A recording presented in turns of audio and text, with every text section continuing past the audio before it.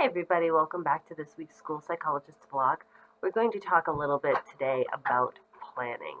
So you may have a child who has the bad habit of leaving assignments and projects and even homework to the last minute. At which point, especially for some of these long-term projects, your child has no idea what the project is about, what they're supposed to do, and even how to get started. At which point, as a parent, you're freaking out because you want your child to do well, so you start to save your child, which really isn't helping at all. You get through, you stay up all night long, you go out and buy the pieces that they need for the project.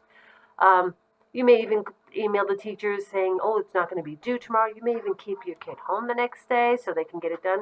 Not good planning, not helping their executive functioning skills at all. So how do we work on planning? How do we create a roadmap from when the assignment is assigned to turning it in? How do we get from point A to point B? And this is ultimately what we're doing because we don't want you as parents and your kids to be arguing at 11 o'clock at night about a project that we knew about for the past month. So this is something that, again, you as a parent will have to do with your child consistently over different types of tasks and consistently over time. In some, you kind of work with your kid and decide when you can start giving some of this control over to your child. So the first step I would take is working with your child's teacher. Sending them an email, giving them a phone call, setting up a time to meet with the teacher to say, my child puts off assignments to the last minute. Your child is not the only one. It is something very typical for middle school students to do just because their brains aren't there yet.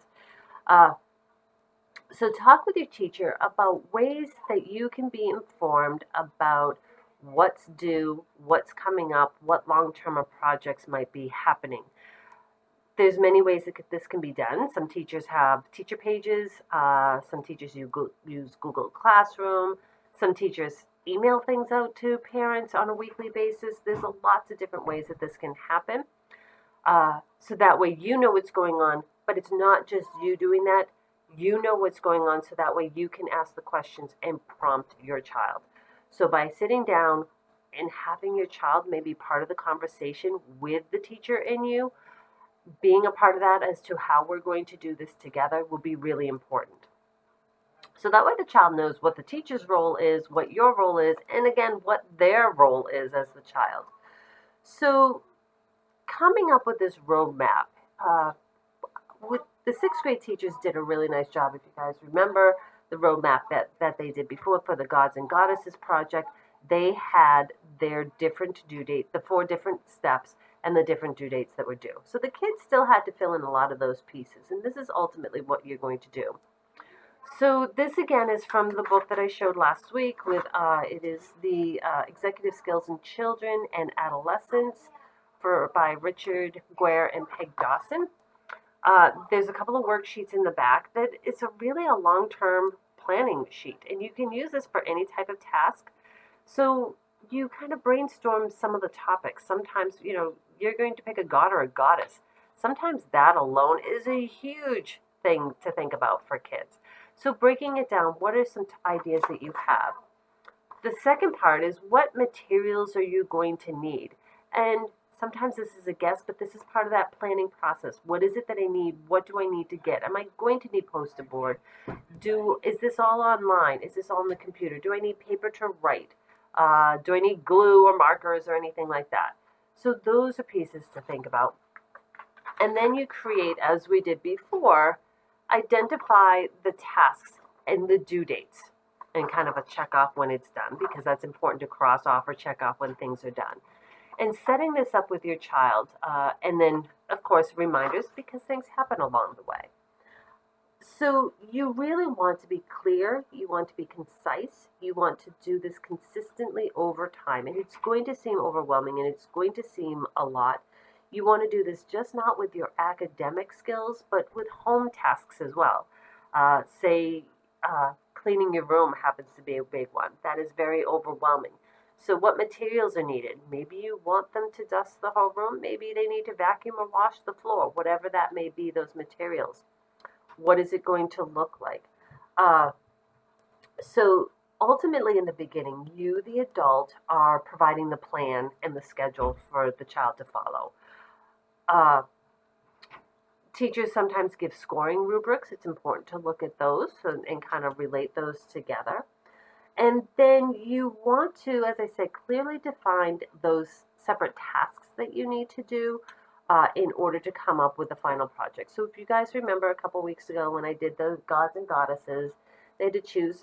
Step one was choosing a Greek god. Two was the research piece.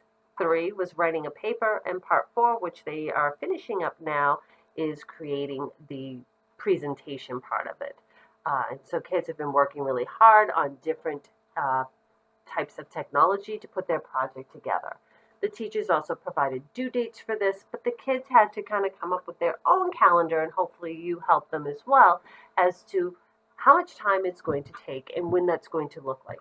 So this is where we start with that task initiation, that planning, these two start to come together. It's really important to think about this in a realistic manner. What your child is capable of doing. Don't start to say, oh, we can have extra time. I very am wary about always doing the extra time thing, because think about it, they're finishing up the Gods and Goddesses project, and even if they have an extra 3 days, well, maybe they're working on China or India or something, and that work is now coming in at the same time. So it becomes a snowball effect, and it can become very overwhelmed very quickly for a child when, okay, I haven't done the last stuff, but now I've got new stuff in here too. So really be careful around that. And then, as I said, using some sort of template that will work with you and your child. Coming up, coming up with that plan will be really important. So you want to walk them through the process, and you're going to have to do this many times, and probably for like many months. Let's be real, it's probably going to be many months. But when you start to turn the task over to your child, you'll want to sit down with them and have them write it. So you do the same questioning, only they write it down. And then the next step could be that they're writing it down. So you ask prompting questions. So what do you do first? What do you do next? If you feel they skipped a step, well, let's backtrack here just a little bit. What do you think we need to do in between these two things?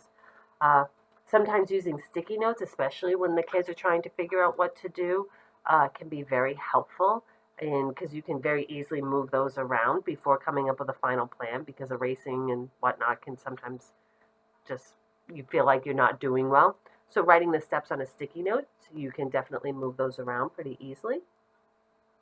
And then you can also become more general. So let's make a list of things that all the things you have to do in order to complete the project. This is really important when it comes to using sticky notes or using something that's easily moved. So you're coming up kind of with the global piece all together, but there's still a lot of steps, and they may not necessarily have it in the right order. So you want to organize those. And we're going to talk about organization next week, but this is an important piece to get organized for these assignments, for our homework, for tasks that you have at home. These are all really important things to definitely try and use for skills for. If there's a certain task that you're noticing that your child is having difficulty on, trying to break that down more, we'll be talking about kind of time management, time robbers, and planning around that, because that definitely is a struggle, because there's lots of things that can take our attention away from things that we don't want to be doing. We can always find something else that's more interesting. But how do we sustain our attention through things that we don't like to do? And giving ourselves a time limit around that can really help kids. So even though this seems big and there's pieces that are missing, I hope you keep listening, because we'll definitely be talking about organization and that time management piece that are very important to reaching our goals and tying everything together. So hope you enjoyed this week. Thank you for watching, and I will see everyone next week.